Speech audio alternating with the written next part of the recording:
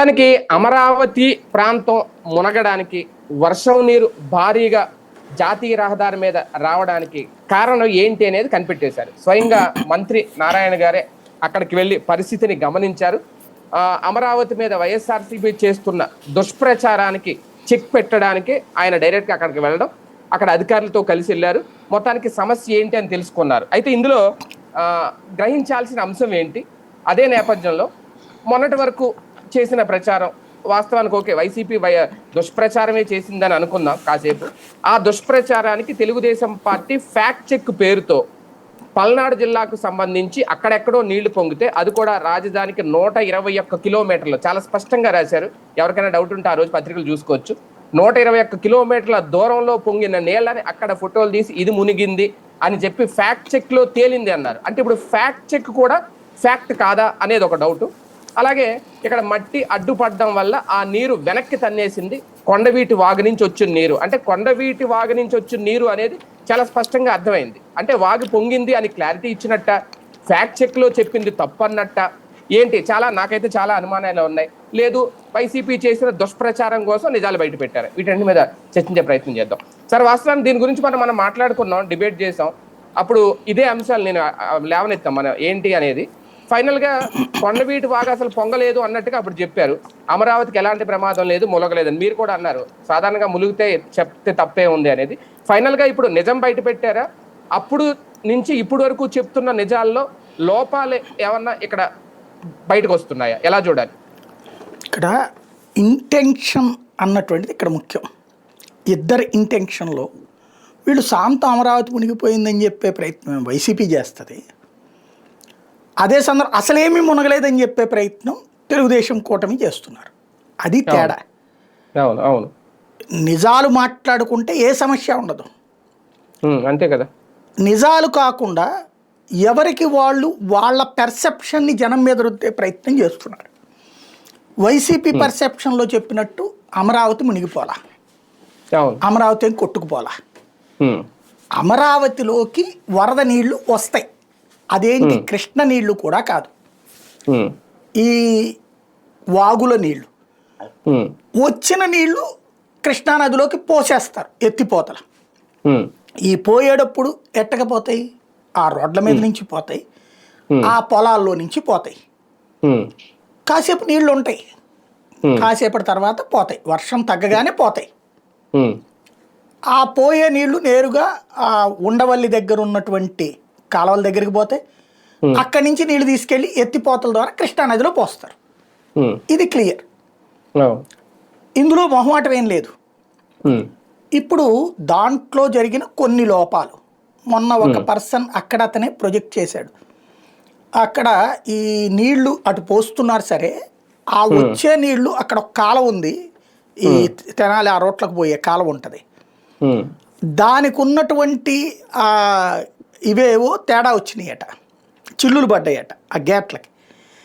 దాని కారణంగా వెనక్కి తంతోంది, అది సరిచెయ్యండి. రెండవది, ఆ మంతెన సత్యనారాయణరాజు ఆశ్రమం దగ్గర నీళ్లు అటు పోవడానికి అక్కడ అడ్డుపడ్డాయి, అవి సెట్ చేయండి. అట్లాగే జల ప్రవాహానికి అడ్డం కట్టారు కొన్ని బిల్డింగ్లు. జల ప్రవాహం అంటే వాగు ఆల్రెడీ ఒక రూపంగా లేదు. వాగుకి నదికి ఒక తేడా ఉంటుంది. నదికి ఒక రూట్ ఉంటుంది, ఆ రూట్లో ప్రవహించుతూ వెళ్ళిపోతుంది. ఆ ప్రవహించే రూట్లో అడ్డుకట్ట వేసి కట్టేయే ఆనకట్టలు. శ్రీశైలానికి కృష్ణానది దగ్గర, కృష్ణానది శ్రీశైలం దగ్గర కానీ, లేకపోతే నాగార్జున కానీ, మన పులిచింతల కానీ, ఇప్పుడు గోదావరి దగ్గర అక్కడ కట్టిన కాళేశ్వరం అయినా, ఇప్పుడు ఇక్కడ కడుతున్న పోలవరం అయినా, ఇవన్నీ కూడా ఆ ఎక్కడైతే నీరు ఇలా వెళ్తూ ఇట్టిట్టా వెళ్ళిపోయే చోటన కొన్ని చోట్లను ఇట్లా కుదించుకుంటది. అంటే కొండలు అంత విశాలంగా వెళ్ళేది కాస్త కొన్ని చోట్ల ఇట్లా ఉంటది. ఆ ఉన్న ప్లేస్లోనే పులిచింతలు కట్టింది. అట్లాగే ఇప్పుడు అట్లా ఉన్న ప్లేస్లోనే మన ఇది కడుతుంది పోలవరం. అంటే కొన్ని చోట్ల ప్రవాహం మందకి, అంటే స్పీడ్ ఉంటుంది, ఆ ప్లేస్ కుదించుకుని ఉంటుంది. అక్కడ రిజర్వాయర్లు కట్టచ్చు, తక్కువ ఖర్చు. విశాలంగా ఉన్న చోట కూడా కడతారు, కానీ ఖర్చు తక్కువ అవ్వాలంటే ఇట్లాంటి చోట్ల, అంటే నీరు నిల్వ ఉండే ప్లేస్ని ఎంచుకుంటారు. అది నదులకి సాధ్యం అవుతుంది. కానీ వాగు అనేటటువంటిది వంపులు దాని ఇష్టం, ఎటు పోద్దో దానికే తెలియదు. ఉమ్, వాగు అనేటటువంటిది గుడ్డెద్దు చేలో పడ్డట్లాంటిది, అది ఎటైనా పోద్ది. అది ఉమ్, దానికి ఒక రూపం ఇచ్చే ప్రయత్నమే కదా ఇప్పుడు ప్రభుత్వం చేస్తుంది. అవును. ఒక రూపం ఉమ్, ఎక్కడ వస్తున్నాయో ఆ నీళ్లు అక్కడి నుంచి కాలువలు కట్టుకొచ్చి దాన్ని తీసుకురావడం అన్నట్టు అదంటే ముందు అది జరిగిన తర్వాత నిర్మాణాలు జరగాల, అమరావతి నిర్మాణాలు లెక్క ప్రకారం అది. కానీ కదా? అట్లా అయితే ఏళ్ల తరబడి పట్టేసుద్ది కాబట్టి ఈ లోపు ఇది చేస్తుంటారు, ఆ లోపు అది చేస్తుంటారు. అంటే మరి ఈ లోపల వర్షాలు వస్తే అప్పుడు నీళ్లు వస్తానే ఉంటాయి కదా సార్, ఇంకా మునుగుతానే అంటే ఉంటాయి కదా. దానికి ఇప్పుడు అయినా కూడా కట్టగలిగారుగా. ఇప్పుడు సెక్రటేరియట్ ఇవి కట్టగలిగారు కదా, కొన్ని బిల్డింగ్లు కూడా కట్టగలిగారు కదా. ఉమ్, ఎవరి లెక్క వాళ్ళకు ఉంటుంది బేసిక్గా. అదే. ఉమ్, ఉమ్, ఇప్పుడు సక్సెస్ అయ్యారనుకోండి, నీళ్లని కూడా నిలబెట్టి పనిచేసినటువంటి భగీరథుడు, ఉమ్, నీళ్లని కూడా ఎదిరించి నిలబడినటువంటి మహాశక్తివంతుడు చంద్రబాబు. ఉమ్, ఉమ్, ఫెయిల్ అయ్యారనుకోండి, ఉమ్, వైసీపీ కుట్రలు లేకపోతే కనుక వాళ్ళందరి దాన్ని ఏమంటారు ఈర్ష్యాసూయ ద్వేషాలతో నరదిష్టి వలన నాశనమైందని చెప్తారు. ఉమ్, ఇది సహజంగా జరిగేటటువంటి ఇష్యూ. ఇక్కడ అదే. ఫెయిల్యూర్కి కారణం వైసీపీ, సక్సెస్కి కారణం చంద్రబాబు. ఇది ప్రచారంలో కామన్గా ఉంటుంది కాబట్టి ఏ ఇష్యూ లేదు. ఇప్పుడు నిన్న కూడా ఏంటి ఇక్కడ చూడండి, ఉమ్, మన మూర్తి అన్నయ్య చెప్పిన స్టేట్మెంట్ ఏంటి, ఎవడరా మునిగిందని చెప్పేది, పొలాల్లోకి నీళ్ళు వస్తాయని. అవును. సరే కరెక్ట్ అతను చెప్పింది. ఉమ్, వస్తాయి. ఆ నీళ్ళు ఎక్కడి నుంచి వచ్చినాయి? వర్షపు నీళ్ళు కాదు, వాగు నీళ్ళే. వాగు పొంగి వచ్చిన నీళ్లు. ఉమ్, అతను చెప్పింది కరెక్టే, అతను అన్నది కూడా కరెక్టే, దబాయించింది కూడా కరెక్టే. మూర్తి అన్నయ్య ఆ మాట అనగానే జనాలందరూ ఏమంటున్నారు, మరి అసలు అమరావతి కడుతుంది పొలాలనే కదా ఆయన అంటున్నారు. అంతే కదా. ఉమ్, అమరావతి కడుతుందే పొలాల్లో కదా, ఆ పొలాల్లో నీళ్ళు వచ్చినాయి నువ్వే ఒప్పుకుంటున్నావు కదా అంటున్నారు. ఉమ్, ఉమ్, రేపు లేదు అది వర్షపు నీళ్ళే అంతే తప్పించి ఇది కాదని చెప్తారేమో తెలియదు. నెంబర్ 1. ఉమ్, ఉమ్, నెంబర్ 2, హోంమంత్రి అంతి గారు ఒక ముక్క చెప్పారు, ఏమని, పునాదులు తవ్వినప్పుడు అందులోకి గుంటలు ఉంటాయి, ఆ గుంటలోకి నీళ్లు రావా, వర్షపు నీళ్లు అన్నటువంటిది. ఉమ్, మరి అప్పుడు జగన్ ఎందుకు తిట్టడం? అది. ఇదివరకు జగన్ ఏమని తిట్టారు, ఉమ్, అవన్నీ నిర్లక్ష్యంగా వదిలేయడం వల్ల నీళ్ళు వచ్చినాయి అన్నారు. అంతే కదా. ఆ నీళ్లు ఇప్పుడు మనం చూడలేరు మీరున్నప్పుడు కదా నీళ్ళు చాలా వచ్చినాయిగా అక్కడికి, రోజులు. ఉమ్, దానికి ఏమన్నారు, వర్షం వస్తే నీళ్ళు రావని దబాయిస్తున్నారు. ఇక్కడ అడిగేవాళ్ళు లేడు కదా. అవును. ఇదివరకు జగన్ ఉన్నప్పుడు కూడా వర్షం వచ్చింది కదా, అప్పుడు కూడా కొండవీటి వాగు వచ్చింది కదా, అప్పుడు కూడా నీళ్ళు వచ్చినాయి కదా అక్కడికి. ఉమ్, కానీ జగన్ ఏం చేయలేదు, దాన్ని కాపాడలేదు, జగన్ చెడగొట్టాడు కావాలని నీళ్ళు పంపించాడని చెప్పారుగా. ఉమ్, అవును. మరి ఇప్పుడు మరి ఎట్లా వచ్చినాయి ఉమ్, నీళ్ళు? వచ్చినాయి వర్షం వలన, లేకపోతే అయ్యా నీళ్లు నిండినాయి. ఉమ్, అక్కడ అది ఆ మాటకి వాస్తవానికి ఉన్నటువంటి తేడా.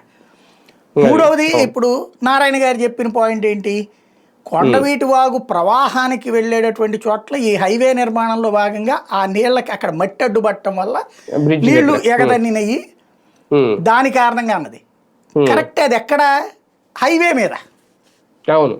హైవే మీద నీళ్ళకి అది కారణం. ఉమ్, ఇటు పక్కన మనకి కామన్గా ఇప్పుడు ఈ ఏరియా ప్రజలకు తెలియదా, లామ్ దగ్గర నీళ్ళు వస్తాయి వరద వచ్చినప్పుడు, ఏది మన దాన్ని ఏమంటారు కొండవీటి వాగు వచ్చినప్పుడల్లా. ఉమ్, ఎన్నిసార్లు మనం కవర్ చేయలేదు మీడియాగా, ఉమ్, కృష్ణా గుంటూరు జిల్లాల రిపోర్ట్లకు తెలియదా? గుంటూరు జిల్లా రిపోర్ట్లకు అయితే సమగ్రమైన అవగాహన ఉంది ఆ ప్రాంతం మీద. ఉమ్, వాగుల్లో నీళ్ళు వస్తాయి, నీరు కొండ అనే పేరు ఎందుకు వచ్చిందండి? ఉమ్, ఏడాది పొడవునా నీళ్ళు ఉంటాయి అక్కడికి. ఏం నీళ్ళు? ఇలా వచ్చినాయే, కొండవీటి వాగు, పాల వాగు, దాదాపు 4-5 వాగులు ఉన్నాయి. ఉమ్, ఈ వాగుల వాటర్ వస్తుంది, ఆ కొండ దాన్ని నీరు కొండ చుట్టూ ఉండేటటువంటి దాదాపు ఓవరాల్గా 11 విలేజెస్ మీదుగా నీటి ప్రవాహం ఉంటుంది. ఉమ్, నాకు మొన్న ఇది మాట్లాడుతున్నప్పుడు ఒక పెద్ద ఆయన చెప్పుకొచ్చాడు అనమాట, ఆ ఏరియాకి సంబంధించిన ఒక పెద్ద ఆయన, గతంలో కాంగ్రెస్లో కూడా చేశాడనమాట ఆయన. అందుకని అతను చెప్పాడు, ఏమండి ఇదివరకు అసలు ఆ ప్రాంతం అంతా వ్యవసాయానికి అనువుగా ఉండేది కాదు, ఆ కట్టలేనప్పుడు చొక్కారావు అనేటటువంటి కాంగ్రెస్ పార్టీ ఎమ్మెల్యే మంత్రి కూడా అయ్యాడు, ఆయన హయాంలో ఇప్పుడు బాబు గారు ఉండే ఆ కరకట్ట ఉంది కదా, ఆ కరకట్ట కట్టించాక అప్పుడు ఆ ప్రాంత రైతుల బ్రతుకులు బాగుపడ్డాయి. అప్పటి నుంచి అక్కడ ఏడాదికి 3 పంటల 5 పంటల వాళ్ళు ఏదో ఒకటి 24 గంటలు ఏడాది పొడుగున పండించుకోవడానికి వీలు కుదురు. ఎందుకు? 10 అడుగులు 20 అడుగుల్లో వాటర్ వచ్చేస్తుంది కాబట్టి. దానివల్ల వాళ్ళ జీవితాలు ఒక్కసారి మారిపోయినాయి. అంతకుముందు అది చౌడు భూముల టైప్ అనమాట, పనికిరానటువంటి భూములు.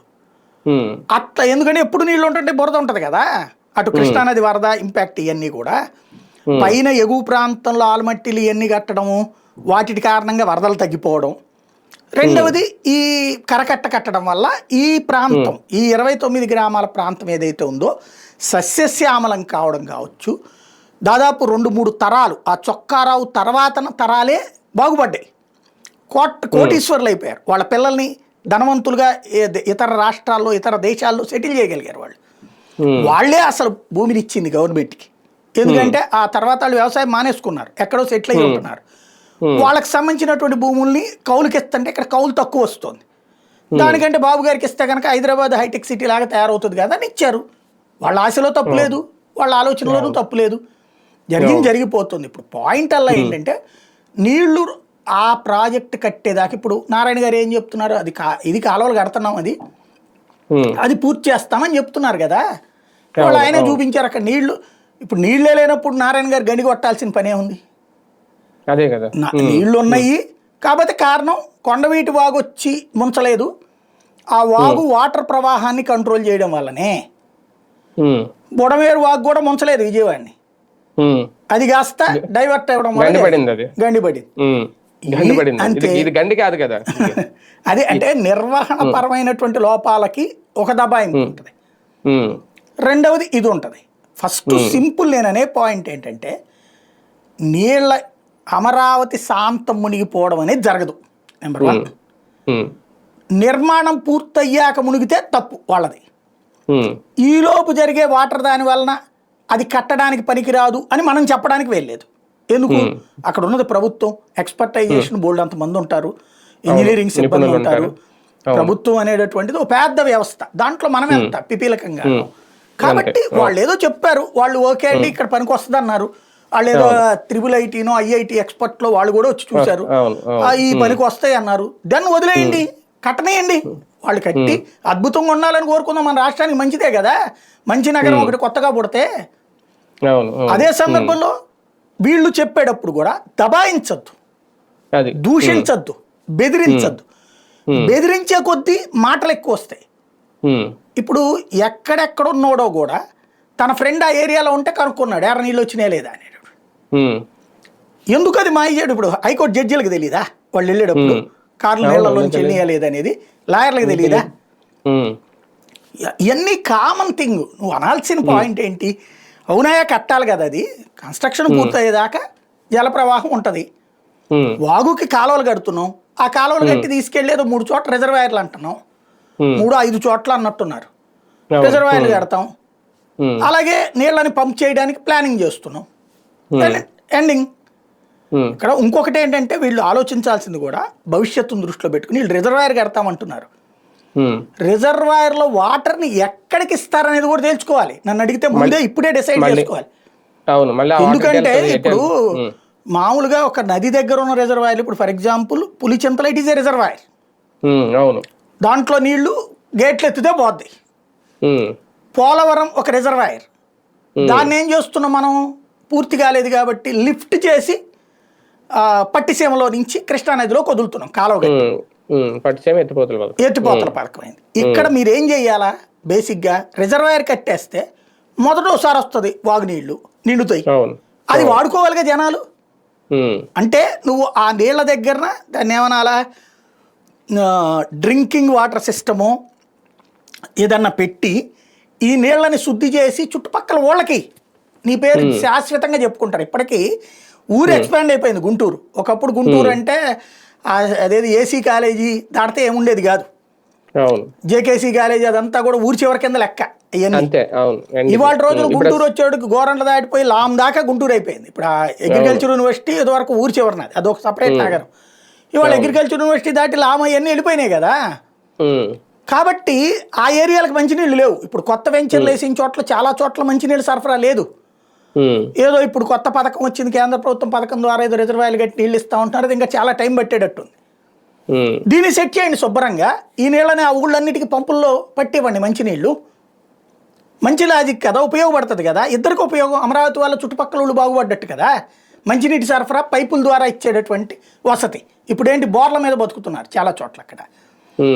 అట్లాగే ఏదైనా చెయ్యాలి. కానీ రేపు రిజర్వాయర్ కట్టట్టు వదిలేశారనుకోండి, ఫస్ట్ ట్రిప్ నిండిపోద్ది, రెండోసారి పొంగిపోద్ది, ఆ ప్రాంతాలు మునుగుతాయి. అవును. అది కూడా ప్లాన్ చేసుకోవాలి.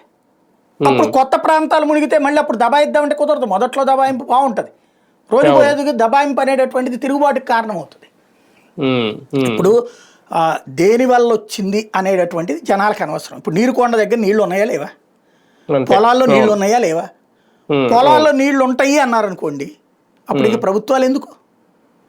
పొలాల్లో నీళ్లు వస్తాయి, వర్షం పడినప్పుడు నీళ్లు రాకుండా ఎట్టుంటాయి, వెళ్ళిపోతా ఉండాలి. అదే కదా డ్రైనేజ్ సిస్టమ్ అనేది.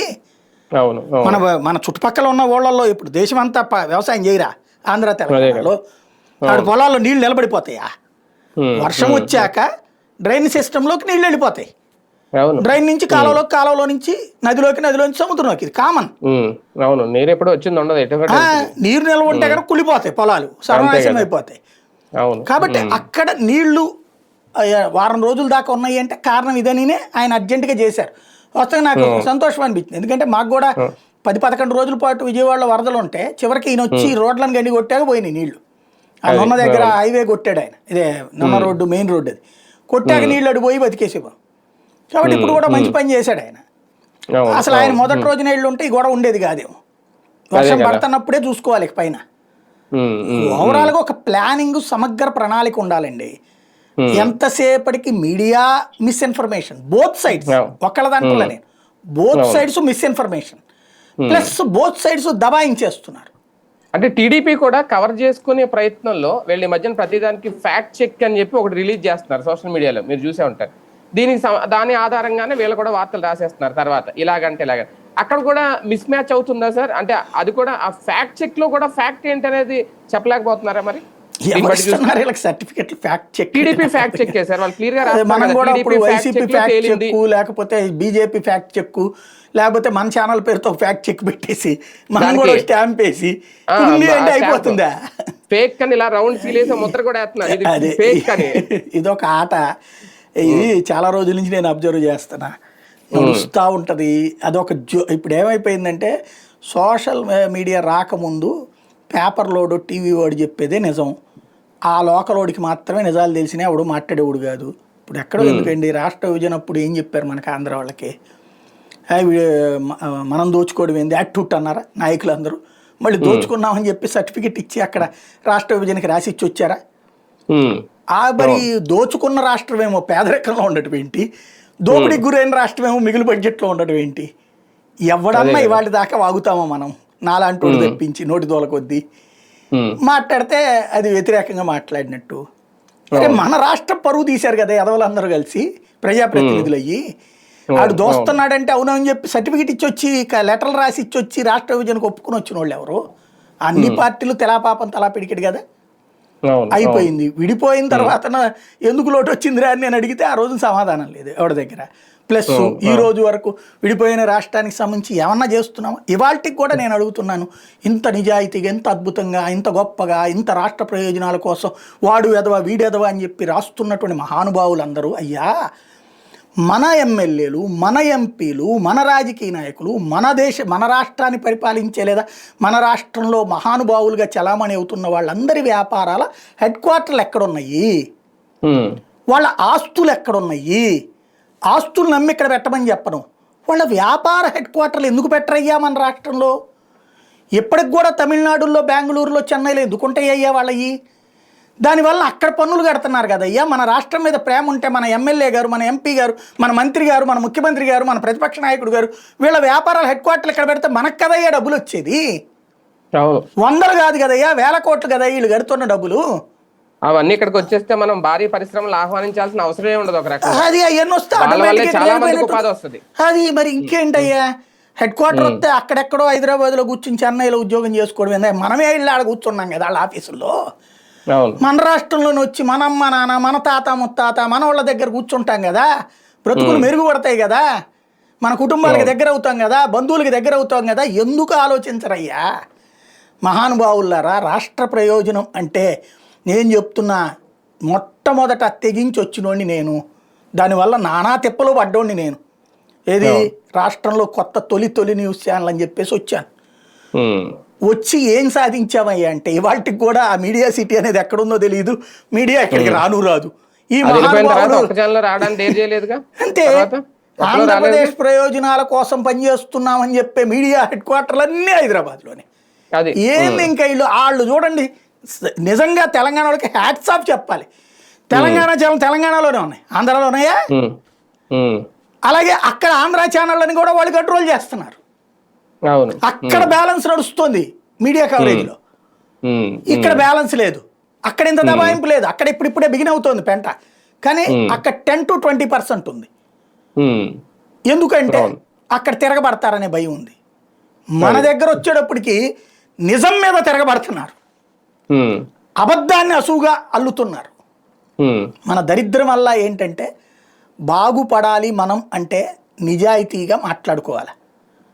తప్పుని తప్పు అన్నాం, ఏదైనా సరే తప్పు అన్నాం, రైటుని రైట్ అన్నాం, సమస్యని అర్థమయ్యేలా చెప్దాం, ఆ సమస్య పరిష్కారం కోరుకుందాం. మన రాష్ట్రానికి సాగునీటి ప్రాజెక్టులు రావాలి. ఎస్, ఇవాళ ఇన్ని నీళ్లు సముద్రంలో పారబోసే కంటే బెటరే కదా. ఇప్పుడు ఎక్కడో ఎందుకు ఇవాళ ఈ నీళ్ళన్నీ కృష్ణానది నుంచి గేట్లు ఎత్తితే ఆడికి పోయి వస్తాయి, సముద్రంలోకే కదా. దానికి వేరే ఆల్టర్నేటివ్ ఏంది? ఇక్కడ అదే తిరువూరు దగ్గర ఏమో ఎండిపోయి ఉంటాయి, అదే నూజివీడి దగ్గర ఎండిపోయి ఉంటాయి, అదే విస్తనపేట దగ్గర ఎండిపోయి ఉంటాయి, నందిగామ, జగ్గైపేట అన్ని మెట్ట ఏరియాలు. What next? పరిష్కరించండి ఏదో ఒకటి. సమస్య ఆలోచిస్తే పరిష్కారం ఉంటుంది. అది వదిలేసి 24 గంటలు నాకే చికాకేం వేస్తుందంటే అసహ్యం వేస్తుంది. ఒక్కోసారి మాట్లాడాలంటే అనిపిస్తుంది వీళ్ళకి ఫేవరబుల్గా ఉన్నట్టే నాకు కూడా అనిపిస్తుంది. ఎందుకని? నిజం చెప్పేటప్పుడు అట్లా అనిపిస్తుంది. నిజం చెప్తే ఒకళ్ళకి వ్యతిరేకం కాదు, ఒకళ్ళకి ఇది కాదే. బాధ్యతగా ఎందుకు మాట్లాడుకోలేం? ఎస్, అమరావతి నువ్వు ఖచ్చితంగా రోడ్డు కన్స్ట్రక్షన్ జరుగుతున్నప్పుడు వాటర్ స్ట్రక్ అవుతుంది కామన్గా. అలాగే వాటర్ స్ట్రక్ అయిందయ్యా, కొంచెం టైం తీసుకుంటుంది చెప్పండి, అంతే. బాధ్యతగా చెప్పండి. నిన్న మాట్లాడి చాలా బాగా నచ్చింది నాకు. ఎవరు? అనిత గారు ఆ అమ్మాయి గురించి మాట్లాడింది కదా, అరుణ అనే అమ్మాయి గురించి. బాధ్యతాయుతంగా సమాధానం చెప్పింది. ఎస్, కరెక్టే, మా దగ్గర పొరపాటు జరిగింది, సరి చేస్తున్నాం, గతంతో పోల్చుకుంటే మెరుగ్గా స్పందించాం, నిజాయితీగా మాట్లాడింది. అట్లాగే కోన రవికుమార్ మాట్లాడాడు, నిజాయితీగా మాట్లాడాడు. అయ్యా నేనే తప్పు చేయలేదు, ఆ అమ్మాయి మీద కంప్లైంట్లు వచ్చినాయి, ఆ కంప్లైంట్ల విషయం నేను కనుక్కున్నాను ఎమ్మెల్యేగా, దానికి ఆమెకు ఉద్యోగం పోతుందని భయపడిపోయి ఆత్మహత్య ప్రయత్నం చేసేసి నన్ను దోషిగా చూపెట్టే ప్రయత్నం చేస్తుంది, నేను ఎదుర్కోవడానికి సిద్ధంగా ఉన్నాను. ఫెయిర్. దాని మీద నువ్వు మాట్లాడేటప్పుడు సోమిరెడ్డి చక్కగా మాట్లాడాడు నిన్న, అమ్మాయి ఫోటోతో ఉన్నది అని చూపెట్టి, అయ్యా అమ్మాయి ఎవరో వచ్చారు మన దగ్గరికి, డీటెయిల్డ్గా చెప్పాడు ఆయన. ఎవరో వచ్చారు, తీసుకొచ్చారు, అమ్మాయి వచ్చి మా ఆయనకి ఎట్లాగంటే నేను అట్లా మా వేరే నియోజకవర్గం వాళ్ళకి నేను ఈనమ్మా అని చెప్పాను. ఆ తర్వాత జైలు అధికారితో కనుక్కుంటే అది నేర చరిత్ర అంతా చెప్పాడు, నేను వదిలేశాను. ఆ తర్వాత 2-3 సార్లు వచ్చినా కూడా నేను ఏ లెటర్ ఇవ్వలేదు. అట్లాగ వచ్చేవాళ్ళు చాలా మంది ఉంటారయ్యా అన్నారు. Good, fair. అది అలా ఫెయిర్గా మాట్లాడిన అమరావతి విషయంలో కూడా ఈ 3 నాకు నచ్చినాయి. ఎందుకంటే సంస్కారయుతంగా బాధ్యత సమాధానం చెప్పాలి. నువ్వు దబాయించి అదంతా దుర్మార్గం దొంగ అని కాదు. ఎందుకంటే వీళ్ళ ముగ్గురిదే సాక్ష్యం. మూర్తన్నయ్య మాట్లాడింది, తర్వాత ఈవిడ మాట్లాడింది, అనిత గారు మాట్లాడింది, అక్కడ నీళ్లు గుంట ఉంటాయి, నీళ్లు ఉంటాయి, లేకపోతే నారాయణ గారు మాట్లాడింది. అంటే అక్కడ నీళ్లు ఉన్నాయని మనమే ఒప్పుకుంటున్నాం, కారణం ఇదని చెప్తున్నాం. చెప్పండి అది క్లియర్గా. రెండవది, అక్కడ కొంతమంది స్థానికులే చెప్తున్నారు వీళ్ళు వెళ్తున్న ఈ విధానం కరెక్ట్ కాదండి, ఇట్నుంచి కాదు నీళ్లు, ఇట్నుంచి కూడా పంపించండి. ఇప్పుడు ఏంటంటే ఉండవల్లి అనేది స్టార్టింగ్ పాయింట్, అక్కడ దాకా వెళ్ళి నీళ్ళు అంటే వీటన్నిటి మీద నుంచి వెళ్లాల్సిందే కదా. వీళ్ళు కాలువలు కట్టి ఆ నీళ్ళని అక్కడికి పంపించేదాకా సమస్య ఉంటుంది. ఈ లోపు వాళ్ళు చెప్తుంది రెండో వైపు కూడా పంపించమని నదిలోకి నీళ్ళని, అది సెట్ చేయాలి వీళ్ళు. అంటే ఈసారి అంటే అధికార పక్షం ప్రతిపక్షం చేస్తున్న విమర్శను తీసుకోలేకపోతుంది. ఏదైనా ఒక లోపాన్ని ఎత్తు చూపుతుంటే ఇమీడియట్ గా ఎదురుదాడి చేస్తోంది. దాంతో పాటు ఇది ఒక విష ప్రచారం, ఇది ఒక దుష్ప్రచారం అని చెప్పడమే కానీ అసలు విషయాన్ని ప్రజలకు చెప్పడంలో జాప్యం, ఈ విషయంలో అయితే జాప్యం జరుగుతుంది అనాలి. కొన్ని విషయాల్లో అయితే కనుమరుగవుతోంది, జాప్యం జరుగుతోంది. అంటే ఈ లోపాన్ని తెలుగుదేశం పార్టీ ఎందుకు గమనించట్లేదు? పార్టీయే తొందరపడుతుందా, కింద ఏమన్నా కార్యకర్తలు వాళ్ళ సోషల్ మీడియా తొందరపడి ప్రచారం చేసేస్తుందా? అంటే వీళ్ళ ఇంటెన్షన్ వాళ్ళకి మండుతోంది, అందులో తప్పలేదు. వీళ్ళేమో శాంత నాయసనాది ఎందుకు పనికిరాదు అది ఇది అని కులం పేర్లు పెట్టి తిడుతున్నారు కాబట్టి ఆ కోపంతో వాళ్ళు ఆ మాట మాట్లాడుతున్నారు. నేను చెప్పినట్టు జెన్యూన్గా మాట్లాడాలి. రెండో పాయింట్ ఏంటంటే ఇక్కడ వీళ్ళు చెప్పేటటువంటి ఆ సిచ్యుయేషన్ వీళ్ళకి ఒక భయం ఉంది. మెయిన్ వాళ్ళు కూడా అంటున్న భయం ఏంటి అంటే ఇప్పుడు రియల్ ఎస్టేట్ డెవలప్ అవ్వాలి అక్కడ. అవ్వాలనుకుంటున్నప్పుడు ఇట్లాంటి ప్రచారాల వల్ల దెబ్బతింటామనే భయంతో మాట్లాడుతున్నారు. అది ఉంటది. అలాగే అందులో అర్థం ఉంది. కాకపోతే అది కన్విన్సింగ్ గా చెప్పాలి. కన్ఫ్యూజింగ్ గాను దబాయించినప్పుడు కొంచెం ఎప్పుడు కూడా నెగిటివిటీ అనేటటువంటిది మరింత డిస్టర్బ్ చేస్తుంది, కానీ పాజిటివ్నెస్ అనేది ఎప్పుడైనా ఇట్లాంటి వాటిట్లో ఉపయోగం. అది ఆలోచించుకుంటే బెటర్ అన్నమాట. కానీ ఒకటిసారి ఇక్కడ ఒక్కసారి నిర్మాణాత్మకంగా కనుక ఆలోచిస్తే, ఓకే ఈ రియల్ ఎస్టేట్ భయం, వాళ్ళు చేసిన ప్రచారం ఇవన్నీ తప్పే, అది ఒకసారి పక్కన పెడితే రిజర్వాయర్లు కట్టేసిన తర్వాత వాస్తవానికి సార్ మొన్న బుడమేరు వాగు గండిపడి కొన్ని ప్రాంతాలు 16 ప్రాంతాలు ఎన్నో మునిగిపోయినాయి అక్కడ, అజిత్ సింగ్ నగర్ ఇవన్నీ. వాస్తవానికి ఒకప్పుడు అదంతా నిర్మాణమించిన ప్రాంతం అయ్యి ఉంటుంది అక్కడ నిర్మాణాలు జరగక ముందు. అప్పుడు బుడమేరువాగు అక్కడ నిర్మాణాలు మొదలవుతున్నాయి అన్నప్పుడు అక్కడ వాళ్ళ కట్టలు కట్టుంటారు. అది కూడా మొన్నేమి ఇలాగ నీళ్లు పొంగి అయితే మునగలేదు, అది కట్ట తెగి మునిగింది. ఇక్కడ అంతకు మించి పెద్ద నిర్మాణాలు జరుగుతున్నాయి, ఒక రాజధాని కన్స్ట్రక్షన్ అవుతుంది, భారీ భవంతులు వస్తున్నాయి. అలాంటప్పుడు ముందు రిజర్వాయర్లు కట్టి ఇలాంటి వాగులు ఒకవేళ రేపొద్దున పొంగుతాయి లేదంటే కట్టలు తెగుతాయి అన్నప్పుడు జాగ్రత్తలు తీసుకున్న తర్వాత నిర్మాణాలు కట్టాలా? ముందు ఒక పక్క పొంగుతా ఉండుంటే రేపొద్దున ఇది ఈ సంవత్సరం అయింది, రేపొద్దున మళ్ళీ రిపీట్ అవ్వచ్చు, ఈ రిజర్వాయర్లు కట్టడం ఆలస్యం అవ్వచ్చు.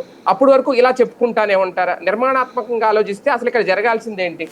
అంటే ఇక్కడ బుడమేరు దగ్గర కూడా ఒక ఇది ఉంది. దాన్ని ఏమంటారు, మీరు చెప్పినట్టు కట్ట తెగడం వల్ల మునగల. కట్ట తెగితే ఆ చుట్టుపక్కల ఏరియా వరకే మునుగుతుంది. అదే గండి వలన వచ్చేది ఆ చుట్టుపక్కల వాళ్ళకే. కానీ గేట్లు ఎత్తడం వల్ల వచ్చినాయి.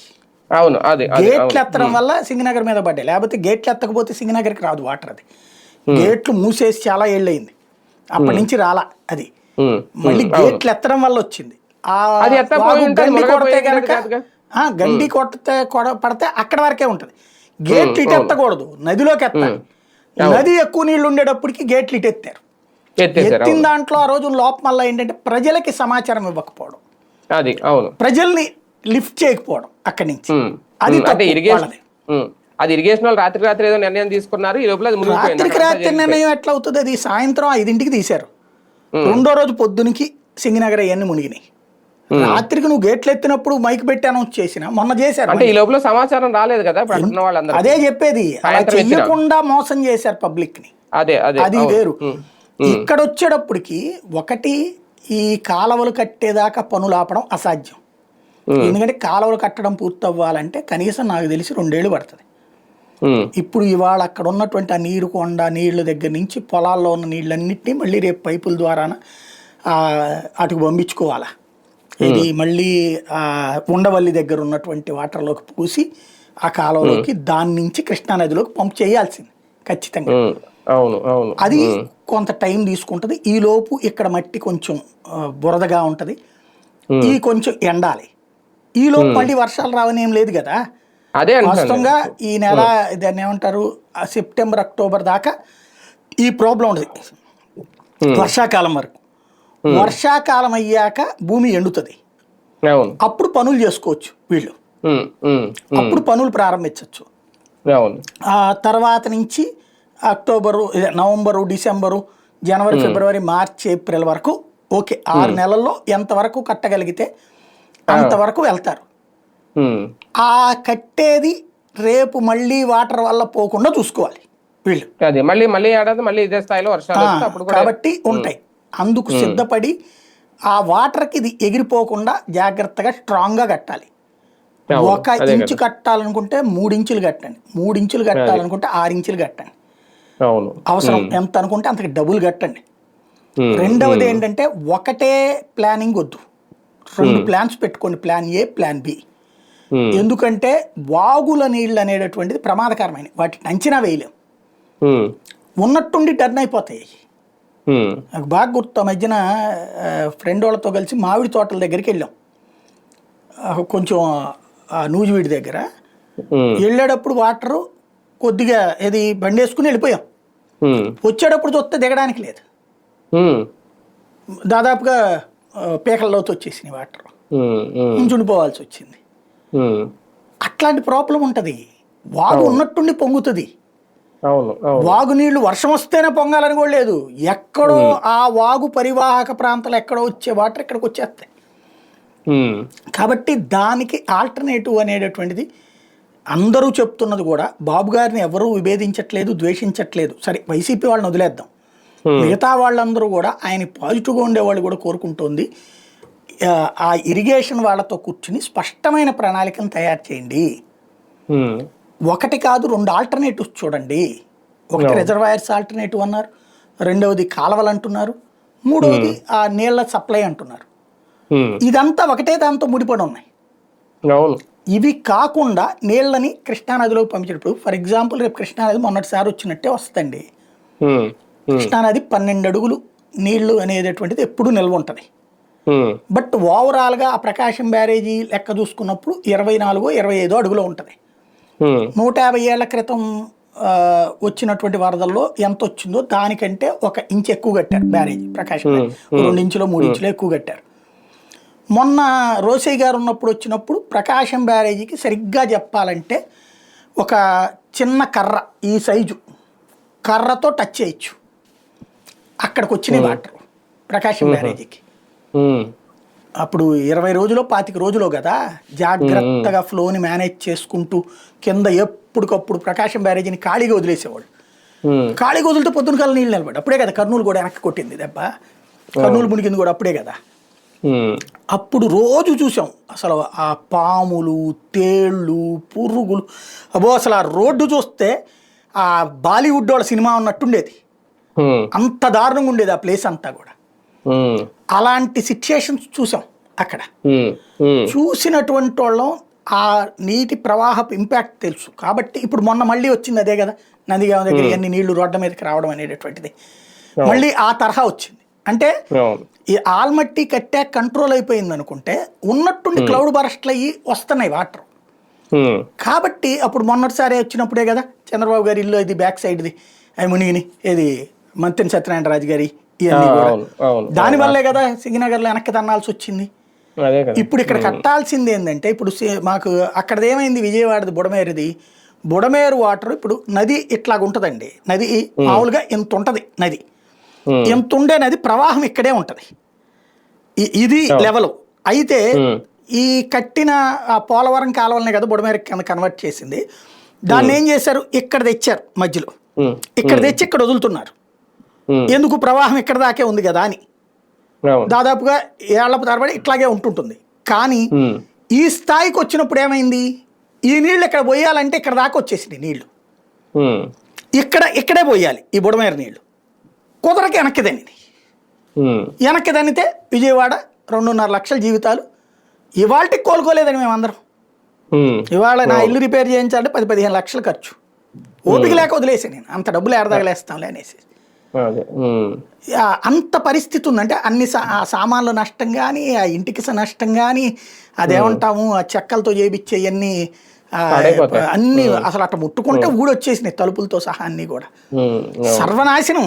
అది కొంచెం ముందు చెప్పుంటే పైన పెట్టుకునే వాళ్ళమేమో అదృష్టం లేకపోవడం అదొక సమస్య అయిపోయింది.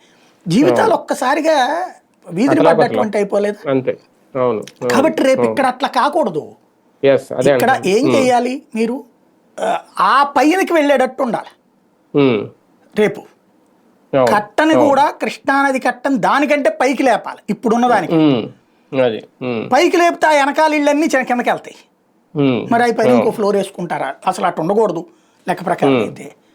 నిజాయితీగా మాట్లాడితే వెనకాల ఉండకూడదు కదా, ఆక్రమణ కదా అదంతా. కృష్ణానది లోపలికి కరకట్ట ప్రవాహాన్ని ఆపుతోంది అది, అవన్నీ ఆ బిల్డింగులు. దానివల్ల ఎక్కడికి వెళ్తాయి ఆ నీళ్లు? ఇట్ట తన్ని మళ్ళీ ఇటుకి వస్తాయి అయ్యి. నీరు పల్లమెరుగు నిజం దేవుడేరు, ఎవడేం చేయలేడు నీరుని. ఇప్పుడు ఉత్తరాఖండ్లో లేకపోతే ఇప్పుడు ఏం చూస్తున్నాం, పెద్ద ఇళ్ళు బిల్డింగులు ప్రవాహానికి దారిని వదిలేసేసి వీళ్ళ దోవనీళ్ళు కట్టుకున్నారు అటు ఇటు. కానీ ఓవర్ బరస్ట్ అయినప్పుడు, క్రౌడ్ బరస్ట్ అయినప్పుడు ఏమైంది, వేలకు వేలు ఇళ్ళు కొట్టుకుపోలా, ఎన్ని జీవితాలు నాశనం అయిపోయినాయి. కాబట్టి ఆ పరిస్థితి మనకి అమరావతి రాజధాని ఇది ఫిక్స్డ్, మనందరం కూడా కోరుకుంటోంది. కాబట్టి దానికి భవిష్యత్తులో ప్రాబ్లం రానియద్దు, దానివల్ల ఇతర ప్రాంతాలకు ప్రాబ్లం రానియద్దు. రిజర్వాయర్లు కట్టి ఇతర ప్రాంతాలకు ప్రాబ్లం రానియద్దు. రిజర్వాయర్లు కడితే ఆ వాటర్ వాడుకునేలా చేయండి. అలాగే ఆ కాలువల ద్వారా వెళ్ళేటటువంటి నీళ్ళతో పక్కనున్న ఊళ్ళు ఇబ్బంది పడకుండా చూడండి. అది మెయిన్ కావాల్సింది. రైట్. రైట్, చూద్దాం. మొత్తానికి వాస్తవానికి అమరావతి అయితే ఏం మునిగిపోలేదు, అమరావతికి పెద్ద ప్రమాదం లేదు అనేది టీడీపీ చెప్తోంది. ఇదే నేపథ్యంలో దుష్ప్రచారం అయితే చేశారు, విష ప్రచారం చేశారా లేదనేది, కాకపోతే దీని అంతటికీ ఒక క్లారిటీ అయితే ఇచ్చేశారు తాజాగా మంత్రి నారాయణ. కొండవీటి వాగు ప్రవాహానికి సంబంధించి అది వెనక్కి తన్నడం వల్ల అక్కడ ములిగింది అంతే, అంతకు మించి ఏమీ లేదు అనేది ఒక క్లారిటీ అయితే ఇచ్చేశారు. దానికి సంబంధించి అక్కడ ఆ బ్రిడ్జ్ నిర్మాణం దగ్గర ఆ మట్టి అడ్డుకట్ట ఉన్నా దాన్ని పట్టించుకోలేని అధికారుల మీద కూడా సీరియస్ అయ్యారు. ఇమీడియట్ గా 10 ప్రొక్లేన్ తీసుకొచ్చి ఆ మట్టిని కూడా అక్కడి నుంచి తీయించేశారట. ఏది ఏమైనా వాస్తవాన్ని అయితే ప్రజలకి కళ్ళకు కట్టినట్టు చూపించే ప్రయత్నం చేశారు. కాకపోతే ఇది కొంచెం ముందే చేసి ఉంటే అయిపోయేది కదా అనేది ఇక్కడ ప్రధానంగా వస్తున్న చర్చ.